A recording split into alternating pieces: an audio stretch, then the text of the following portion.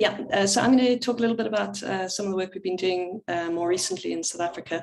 But I thought I'd give you a little bit of the epi and discovery of Omicron before I launch into some of the data from our lab looking at B-cell responses, and then I'll also cover a little bit of some T-cell work that's been done as part of a collaboration. But I can never resist making the point, and I probably started the last talk I gave at this group making the same point, but it is a point worth making. Is that all of the data that I'm going to be showing you is very much in the context of a highly under-vaccinated population. I'm based in South Africa, as you gathered, and in South Africa, we're approaching 40% of our population being fully vaccinated, so we have a long, long way to go. And we are doing pretty well compared to some of the other African countries, as you can see from this schematic from the New York Times, which I think really highlights the vaccine distribution problem and the inequitable hoarding that's going on in some nations and the lack of distribution in other nations. And I think both a social problem as well as a biological problem in terms of variants. So let me tell you a little bit about the epidemic in South Africa. We've just come out of our fourth wave, are coming out of our fourth wave, I think soon to be declared over in South Africa. The first, and that's shown on the slide here, the first wave was caused by the D614G variant, and that was followed in December of last year by the Beta variant. Then, as with the rest of the world, we had a huge Delta wave as our third wave, and then the Omicron variant emerged in early November, maybe the end of October, and rapidly came to dominate a fourth wave here in South Africa with huge numbers of infections. It comes, the Omicron epidemic in South Africa comes amidst a sort of a slightly different situation to what many of you are experiencing as you watch Omicron come out across your countries, in the sense that while, and I've already made this point, while vaccination coverage in South Africa is pretty low, our seroprevalence is enormously high. And this is a series of studies, each one of these on the right-hand side, each one of these studies is a seroprevalence study that's been done by various groups across South Africa, spanning 2020 through to the end of the Delta wave before the Omicron wave. So this is before our fourth wave. And you can see that really, regardless of which age group you look in, whether you look in kids aged 0 to 14 over here, all the way up to older folks, but before Omicron wave, we had a pretty high seroprevalence in South Africa, somewhere, depending on where you look, somewhere between 60 and 70% of our population showed evidence of prior infection. So this is not a COVID naive population by any stretch. So it may be vaccine low, but its seroprevalence high. And this point is again made in this slide, which I've taken from a collaborator of mine, Shabir Mahdi, who looked in more detail across Gauteng. Gauteng is where I'm based in South Africa, in the Joburg, Pretoria area. And what this team did was to look at seroprevalence in multiple districts across Gauteng. So Gauteng is a dense, highly populated area. And so, perhaps how you extrapolate that to the rest of South Africa is something to think about. But there's widespread underlying SARS-CoV-2 seropositivity in Gauteng. And this again, prior to the fourth wave. 73% of people living in Gauteng already exposed to SARS-CoV-2. And that's probably one of the major reasons we saw this interesting uncoupling to our infinite relief between hospital and death rates in the Omicron wave compared to infections. So again, this graph shows you the four major waves in South Africa. And the orange line here is cases, and you can see the first wave, second wave, huge Delta wave, and then the huge Omicron wave. And you can see following very shortly thereafter, deaths and admissions, so admissions in blue and deaths in black. But you can see that we didn't see that early on in the Omicron wave in South Africa, and are still not seeing it. And that's the basis of several studies by Shabir, by Nicole Walter and Cheryl Cohn and others coming out of South Africa that have since also been shown elsewhere, that suggest that the Omicron variant is clinically less severe than some of the prior variants that we've seen, at least in the context of South Africa. We in South Africa have benefited enormously from the NGSSA consortium, which is a consortium of viral sequencers across South Africa. Many of them were people who were doing viral sequencing for the HIV vaccine networks in South Africa. And so they were well set up to track the epidemic And they've done an enormous amount of full genome sequencing across South Africa at multiple sites, and have generated nearly 20,000 full genomes that are in the databases. And this is a sort of a snapshot of the genomics of our infections in South Africa, again, to make the point that Omicron really has completely come to dominate. So here you have in purple is beta. So this is the, you're watching here in this curve, the end of the second wave.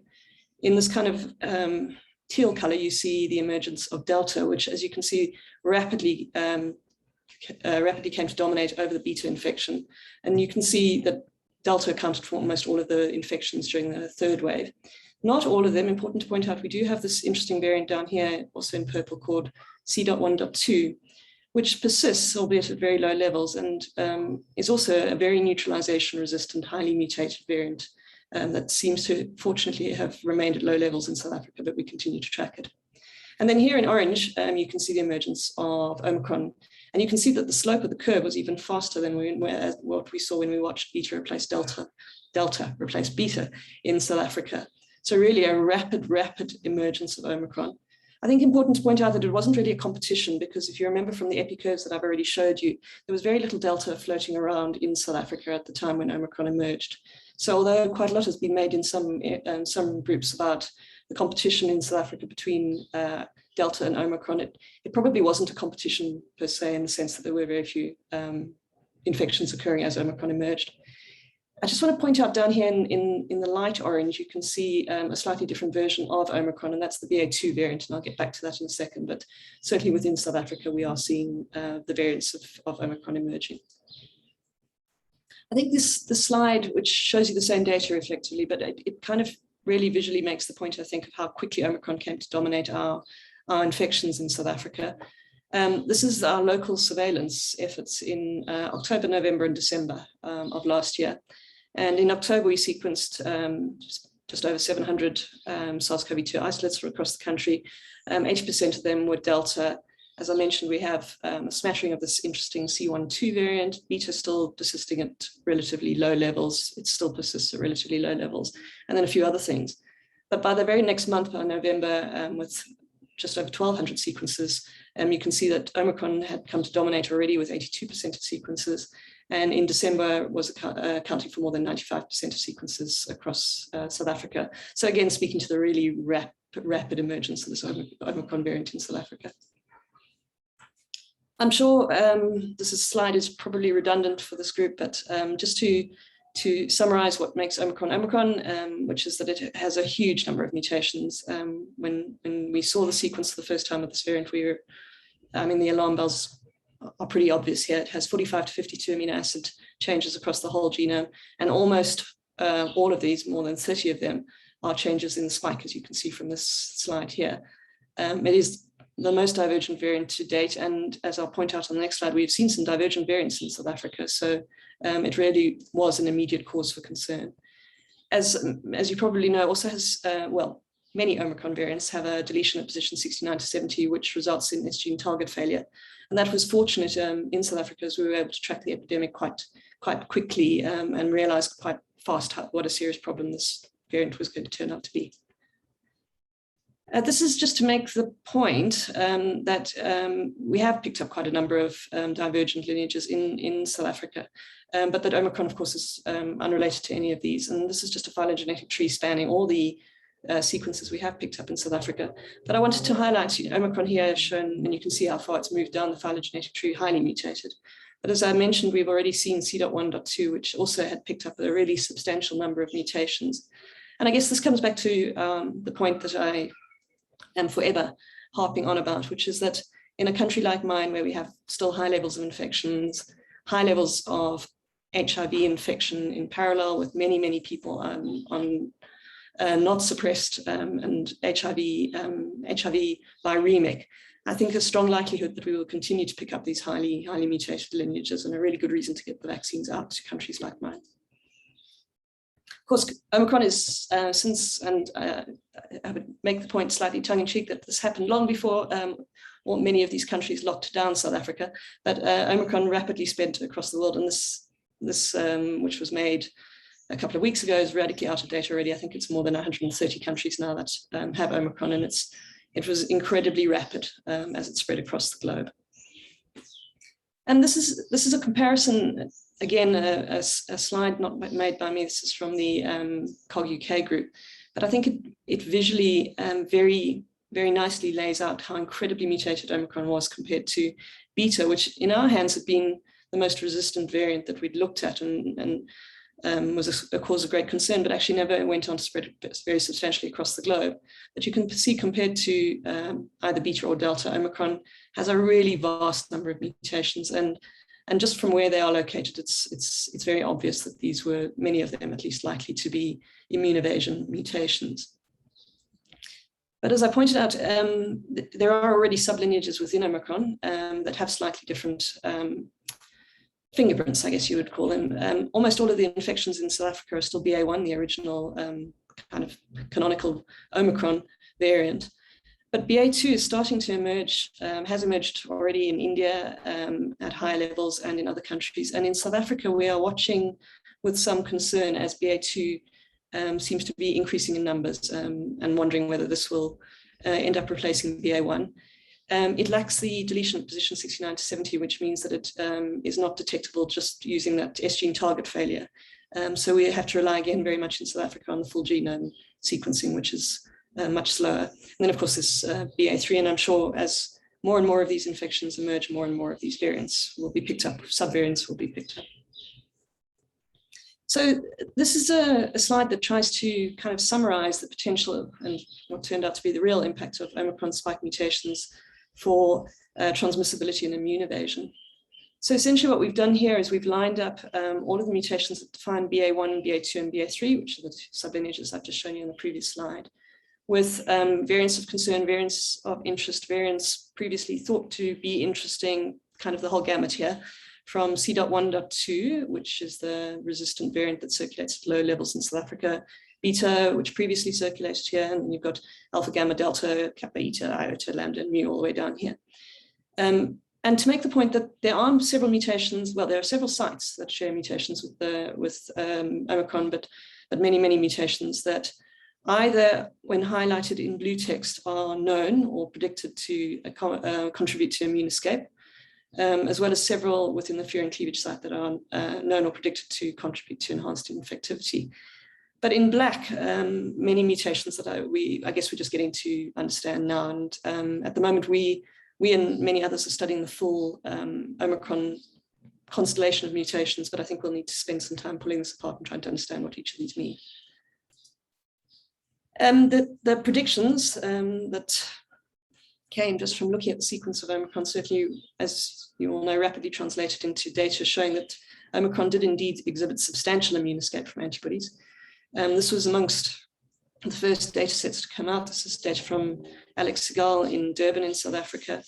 And what Alex did was to compare using either people who'd been vaccinated and infected, or people who had been vaccinated only in orange with the Pfizer vaccine, and to compare their titers against the D614G, which is essentially the ancestral variant, and Omicron. And you can see a really dramatic drop-off in titers, a 20-fold reduction in titers, much more than we had seen before with Beta in this assay. So this is the same assay and the same set of sera run against comparing D614G and Beta, where Alex saw only a 4-fold reduction. So really quite a substantial drop-off in neutralization in this assay. And it's since been hundreds of preprints out showing similar varying drops in neutralization sensitivity of Omicron with serum, regardless of the source, whether it's vaccination or infection. This is some of our data making the same point. This is looking at people who received Pfizer vaccine in South Africa, and we see a range of loss against Omicron, which is shown here at the end, of about 9 to 500-fold, depending on the plasma. So it drops from a geometric mean titer of 1 in 1400 against D614G to 132 against Beta and 80 against Omicron.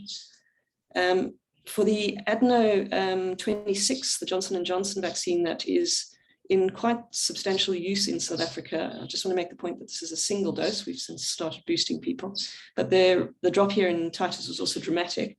In this case, the titers are generally low, as you probably know, but we had a geometric mean titer of 303 against D614G, with a loss to 40, virtually almost all negative with beta, and no neutralization whatsoever after a single dose against Omicron in our hands.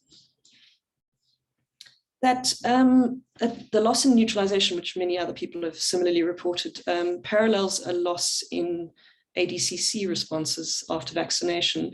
And this loss is more than what we are used to seeing when we look at new variants. Normally, FC effector function in general and ADCC is pretty well preserved against the variants that we've studied so far. But with Omicron, we are seeing a bit more of a knockout, as you can see here. So in this case, black is D614G and orange is Omicron.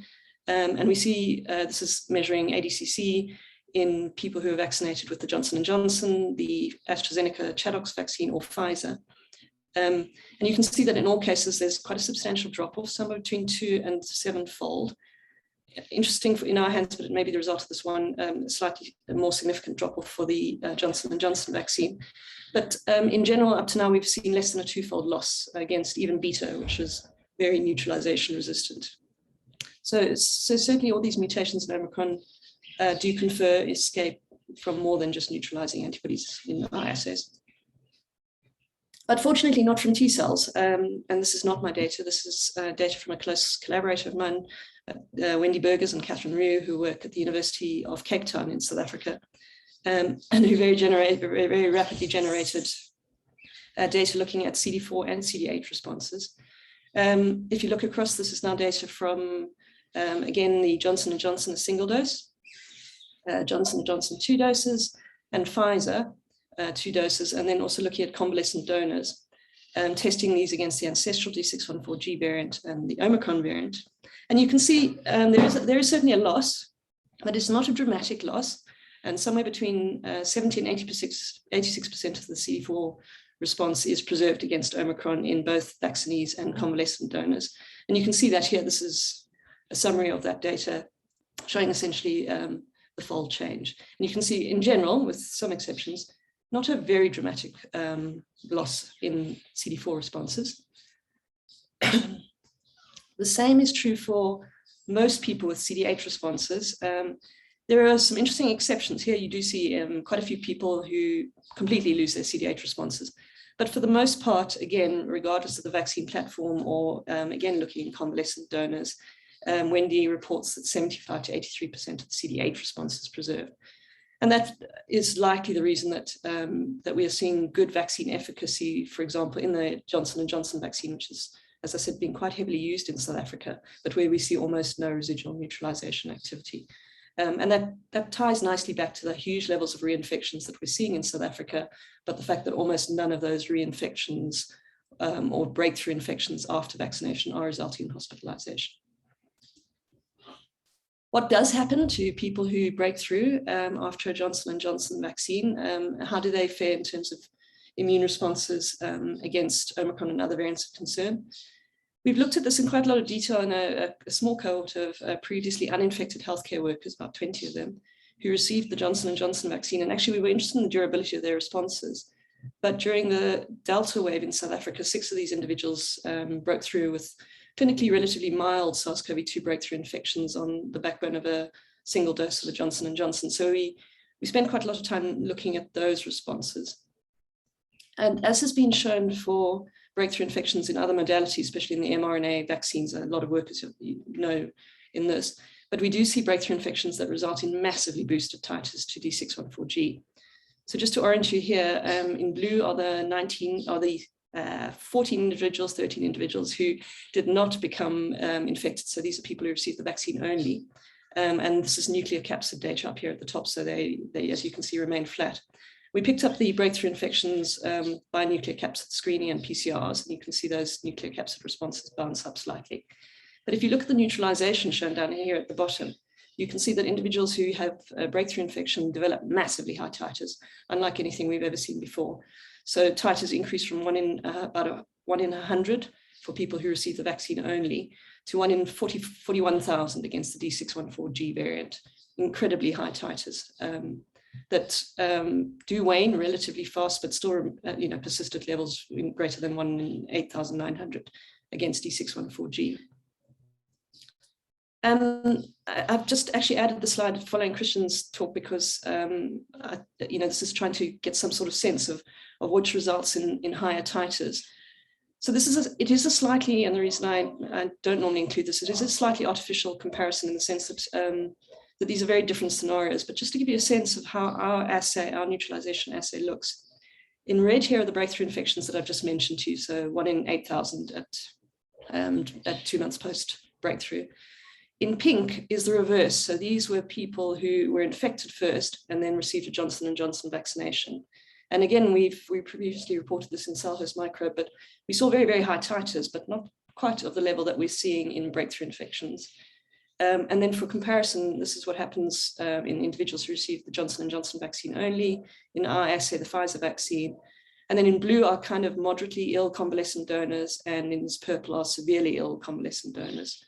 So breakthrough infections in our hands after a single Johnson & Johnson dose do result in titers that are equivalent to what we've seen previously in severely ill hospitalized donors who've recovered from SARS-CoV-2, for what this comparison is with. We obviously were interested in understanding whether these high titers against D614G also result in high titers against other variants, especially Omicron.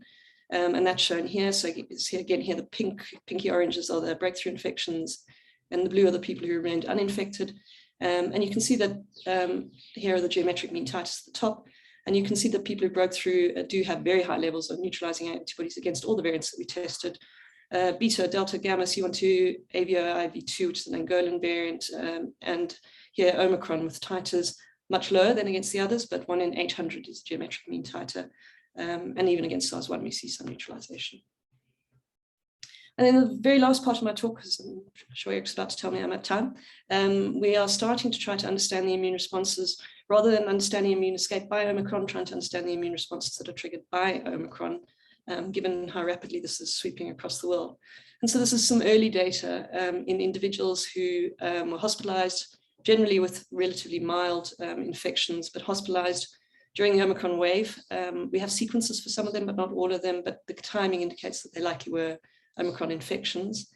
Here are the titers, again on a log scale, here, Omicron in the middle here, and you can see there are 3 colors here.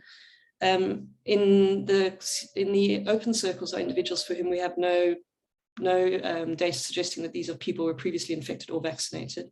Red are people who were vaccinated and broke through during the Omicron wave in South Africa.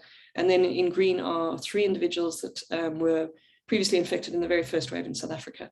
You can see that, that they are very good responses, in many cases extremely high responses, up here in 1 in 100,000, in individuals who were infected with Omicron against the Omicron variant, so the autologous variant. It's a 2-minute warning. Yeah. Sorry. Good, no, you're all good. Very high titers here. But you can see we did see pretty good titers even against Beta and Delta. We've got some gaps to fill in here. But it does seem that individuals who are infected with Omicron do develop antibodies that are pretty cross-reactive for other variants, which is reassuring. And so Eric, my conclusions are that the emergence and the global spread of Omicron, which is really very antibody resistant and I think becoming clearly highly transmissible, really highlights the importance of continuing to do this kind of level of linking genomic surveillance and immune profiling in countries like South Africa, where there are high levels of infections ongoing in low vaccine coverage areas. These reduced antibody titers that we and many others have now reported may result in decreased ability of the vaccines that we're rolling out to prevent infection. But I think the T-cell data is really reassuring and correlates well with what we're seeing in the clinics, which is that protection against severe disease is likely to be maintained. Yeah, as I mentioned, the immune response to Omicron is robust and cross-reactive for other variants. I showed you the antibody data, but Wendy and Catherine have similar data for T cells, so certainly triggering pretty robust immune responses across the board. And there I'll stop. I just wanted, this is my team in Johannesburg in South Africa, and they've worked really hard trying to make the transition and keep up with SARS-CoV-2, as well as trying to work on HIV in the background. So I'm very grateful to them for all of their work. Our collaborators at the University of Pretoria, University of Cape Town, University of KwaZulu-Natal, the Africa Health Research Institute, And then we have a consortium of South African scientists who get together once a week and argue about what the most important questions are, which has been really valuable as we've all refined our thinking. And of course, the funders. And then I just last shout out for the NGSSA consortium in South Africa who've done all the sequencing that many of us depend on as new variants emerge in South Africa. And I'll stop there. Thanks, Eric. Perfect. Thank you, Penny. If audience members have questions, I just remind you to raise your hands, please. And I'm gonna start off with what I hope is a simple question. I'm not sure. You had mentioned at the beginning of your talk that I think prior to Omicron, some 60 to 70% of the South African population was seropositive towards coronaviruses. And I think within that same sort of time window, somewhere on the order of 40% had been vaccinated. And I'm just wondering, with those two categories, putting them together, what fraction of the country would have had some antibodies or T cells floating around to coronaviruses? And then with the emergence of Omicron, what fraction of new patients will have reflected folks that were seropositive either through natural infection or vaccination versus what fraction were not, and what were the differences in outcomes? Yeah, very difficult to get a handle on a lot of that. So certainly we're probably sitting around 80-90% of our countries had some sort of exposure to some sort of SARS-CoV-2 antigen, whether through vaccination or infection.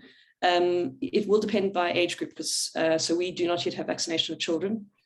So for example, in our young kids, we are seeing high levels of Omicron infections, but we don't have vaccination there. So it'll depend a little bit on which particular group of people you're looking at, but hugely high levels now who've had some exposure to some antigen somewhere along the line. And that may well be the reason, of course, that we're seeing those low levels of deaths in South Africa. It's a highly immune population. Yeah. I guess what I'm also trying to drive at is there are arguments sort of floating around in the popular media that if you're naturally infected, there's no need to be vaccinated. And I'm just wondering if you could give me your sort of brief thoughts on that, given the situation in South Africa. Yeah, I mean, I think there is this kind of notion out there in the media that Omicron is mild and nobody needs to worry about it, but it's not benign. And in the hugely high levels of infections, I think it's a bit of a no-brainer that vaccination would be a better way to get antibodies than to risk an infection. But realistically in South Africa, probably the numbers of infections that have swept across most of our immunity is now going to be triggered by infection rather than vaccination in South Africa. And I think that's very, very different to what you are seeing, for example, in the US perhaps, but more in areas in Europe, which are highly vaccinated, and where Omicron is coming across as a booster. And that may be a very, very different scenario. Yeah. Okay. Thank you. We have a question from Zhizhang Sheng. Zhizhang, you should be able to ask your question. Yep. Hi, Penny. Very nice talk. Nice to see you again. My question is, since you're HIV expert, do you have ever looked into for HIV infected donors, like they're generally immune compromised? If they have COVID-2, could the COVID-2 evolve in the donors for a longer time, like to accumulate more mutations like Omicron? Yeah, I mean, obviously a huge area of interest for us. And there are now several case studies that have come out that show, as I'm sure you know, that immunocompromised people who struggle to clear SARS-CoV-2 do pick up those mutations. And certainly we are picking up those individuals when we identify individuals who are heavily immunocompromised in South Africa and who struggle to clear that virus. And Alex has just published a study in Cell Host Microbe that carefully defines exactly how that mutation, those series of mutations arose in an HIV infected individual. And many of the mutations that he picks up in this particular case study are mutations that we see in Omicron too. Which I think all of this is, probably not at all surprising, and it's very much what you would see in any immunocompromised person, regardless of HIV status. I guess I also always want to make the point that this is an immunocompromised situation rather than an HIV situation. Anybody who's immunocompromised is at risk of generating these variants, of course. But yeah, we are very conscious of it. We are very conscious of the fact that HIV positive people may also not mount optimal responses to vaccination. So it's really a case of getting the vaccines out, but also, as you point out, getting the ARVs out to people who are immunocompromised and restoring their immunity so that they respond better to the vaccines. And that has been very compromised in South Africa in the Omicron yeah, time. thank you.